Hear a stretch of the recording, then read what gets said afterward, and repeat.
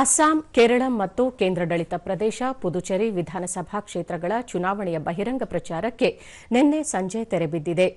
ಅಸ್ಸಾಂನ 126, ಕೇರಳಂನ 140 ಮತ್ತು ಪುದುಚೇರಿಯ 30 ಸ್ಥಾನಗಳಿಗೆ ನಾಳೆ ಒಂದೇ ಹಂತದಲ್ಲಿ ಮತದಾನ ನಡೆಯಲಿದೆ. ಮೇ 4ರಂದು ಮತ ಎಣಿಕೆ ನಡೆಯಲಿದ್ದು ಅಂದೇ ಫಲಿತಾಂಶ ಹೊರಬೀಳುವ ನಿರೀಕ್ಷೆಯಿದೆ. ಈ ಮಧ್ಯೆ ಕರ್ನಾಟಕದ ಬಾಗಲಕೋಟೆ ಮತ್ತು ದಾವಣಗೆರೆ ದಕ್ಷಿಣ ವಿಧಾನಸಭಾ ಕ್ಷೇತ್ರಗಳ ಉಪಚುನಾವಣೆಯೂ ನಾಳೆಯೇ ನಡೆಯಲಿದೆ.